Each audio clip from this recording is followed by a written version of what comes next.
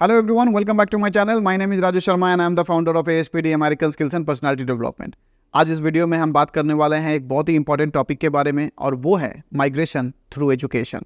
ये आप लोगों का भी सपना है कि आप भी अब्रॉड जाएं, वहाँ पे पढ़ाई करें, वहाँ पे काम करें, और ये बातें उन सभी कंट्रीज़ को बहुत अच्छे से पता है। इसीलिए वो कंट्रीज़ भी चाहती हैं कि वो जितना हो सके इन्वेस्ट करें ताकि वो ज़्यादा से ज़्यादा फॉरेन टैलेंट्स को अपने कंट्री में जो है वो बुला सकें। और वो करे क्यों ना। देखिए, जितने भी फॉरेन स्टूडेंट्स उन कंट्रीज़ में जाते हैं वो वहाँ पे जो इकोनॉमी है उनमें बहुत ज़्यादा ऐड करते हैं। अगर मैं आपको सिर्फ एक डेटा दूँ, स्टैटिस्टिक्स दूँ, तो 2022 में अगर आप बात ऑस्ट्रेलिया की करें तो जो फॉरेन स्टूडेंट्स हैं उनकी इकोनॉमी में $25 बिलियन ऐड किया है। और अगर आप बात कनाडा की करें तो ये $22 बिलियन है 2022 में। ये जो अमाउंट है ये बिल्कुल भी छोटा अमाउंट नहीं है, चाहे आप किसी कंट्री की ही बात क्यों ना करें। और यही कारण है कि यूनाइटेड किंगडम ने ये फैसला लिया है कि वो कम से कम $44 बिलियन इन्वेस्ट करेंगे 2030 तक, ताकि कम से कम 6 लाख बच्चे, 6 लाख फॉरेन स्टूडेंट्स अट्रैक्ट होके उनके कंट्री में पढ़ाई करने आएँ। और देखिए, अगर आप बात पढ़ाई की करें तो आपको भी पता है कि बहुत सारी कंट्रीज़ ऐसे हैं जो पढ़ाई के बाद जॉब, जो वर्क परमिट है, उसका अपॉर्चुनिटी भी देते हैं। इसीलिए मैंने कहा माइग्रेशन थ्रू एजुकेशन। आप वहाँ पे पढ़ाई करें, पढ़ाई करके फिर आप वर्क करें और फिर फर्दर अगर आप रह सकते हैं तो धीरे धीरे जो है आप वहाँ पे माइग्रेट होके आप रहने लगेंगे। यही जो है मैक्सिमम कंट्रीज़ चाहती हैं।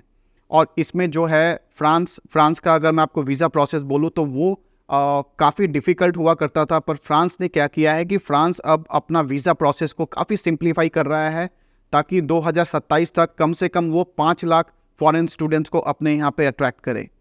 साउथ कोरिया में फ़िलहाल 2 मिलियन फॉरेन वर्कर्स काम करते हैं और यहाँ पे कुछ इंडियंस भी हैं जो E7 and E9 visa category पे हैं, पर वो संख्या काफ़ी कम है। और 3500 के करीब स्टूडेंट्स जो है वहाँ पे, इंडियन स्टूडेंट्स जो वहाँ पे पढ़ाई कर रहे हैं। और मुझे ऐसा लगता है कि साउथ कोरिया एक बहुत ही अच्छा डेस्टिनेशन है। और अगर आप फॉरेन एजुकेशन की बात कर रहे हैं, अगर बात सोच भी रहे हैं, तो साउथ कोरिया को जो है आप कंसिडर कर सकते हैं, क्योंकि ये भी एक डेवलप नेशन है और आपको पता है कि पॉलिटिकली ये यूनाइटेड स्टेट्स के साथ कितना जुड़ा हुआ है, तो डेवलपमेंट जो है वहाँ पे होगा ही। तो आप साउथ कोरिया को भी कंसिडर कर सकते हैं, क्योंकि आने वाले समय में काफ़ी ज़्यादा अपॉर्चुनिटीज़ वहाँ पे भी अवेलेबल होंगी।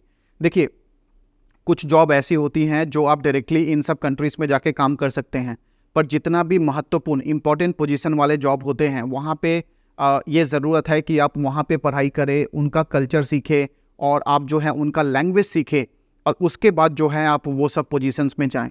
तो इसीलिए मैंने कहा माइग्रेशन थ्रू एजुकेशन। अगर आप ये सब कंट्रीज़ में आप सेटल होना चाहते हैं, आप रहना चाहते हैं, तो बेटर यही है कि आप पढ़ाई के ज़रिए जो है ये सब कंट्रीज़ में एंट्री करें। और अगर आपको लगता है कि मेरी ये जो वीडियोस है वो हेल्पफुल है, इंसाइटफुल है, तो आप जो है लाइक, शेयर एंड सब्सक्राइब कीजिए। आपसे हम मिलेंगे अगली वीडियो में। जय हिंद।